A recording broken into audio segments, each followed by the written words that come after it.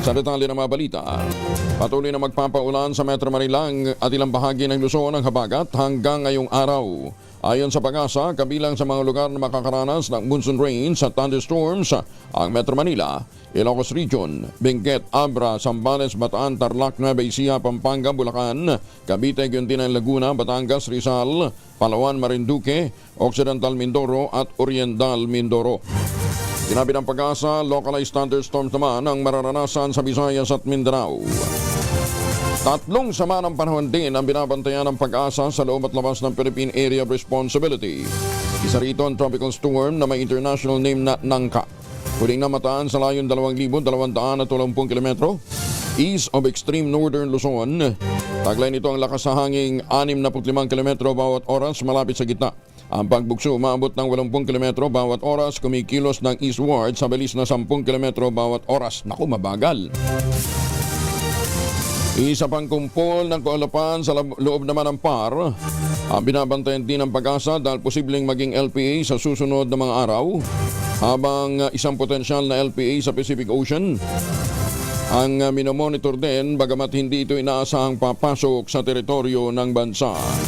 Pilipinas. Si Ma'am Chanel Dominguez ng Pag-asa. Kasama na natin, Ma'am Chanel. Good morning. Magandang umaga din po sa inyo at magandang umaga din po sa ating mga taga-subaybay para sa ating weather update. Malaking bahagi pa rin ng Luzon ang inaasahan po natin makakaranas ng mga pag-ulan dulot ng habagat ngayong araw.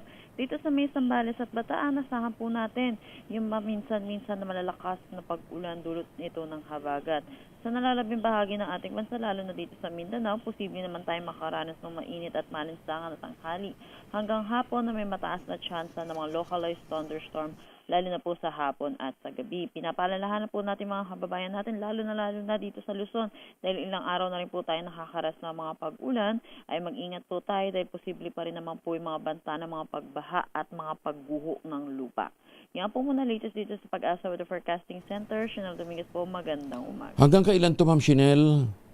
At sa ngayon po, nakikita po kasi natin yung habagat po. May hanggang next week pa nga po. Hanggang next week pa rin? Yes po, pero nag-iiba-iba lang po yung intensity ng pag-ulan po na nararanasan po natin. Bakit naman tatlo tong sabay-sabay na nandito sa paligid natin? Parang namamakyaw tayo, ha? Yan nga po. Bakit? Unusual ba to?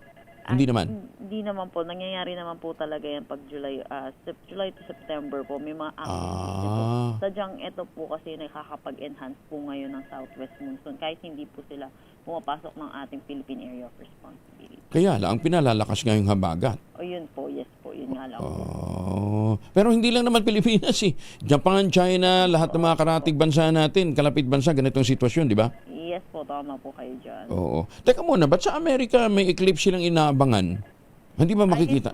Hindi po kita po sa atin po yun. Sa susunod pa po yung makikita po natin eclipse. Dahil po sa orientation po ng ating mundo, may mga eclipse po, may mga hindi po nakikita dito sa atin sa Pilipinas na nakikita po sa iba. Okay. Tapos, mga kailan yan sa atin?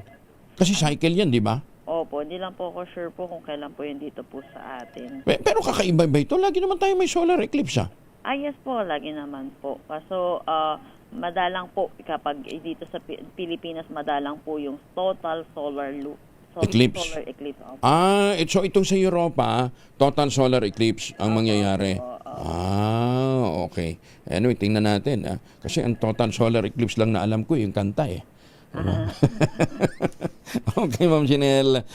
Naku, hindi na naman kayo Pero walang dito sa minomonitor nating mga LPA, wala naman tayong inaasahang magiging malakas na bagyo.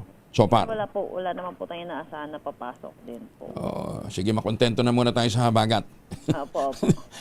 Dahil tuloy-tuloy pa rin ang banta ng habagat. Okay. Thank you, Ma'am Chanel. Magandang umaga. Atin po. Si Ma'am Chanel Dominguez mula po naman sa Pag-asa. Magandang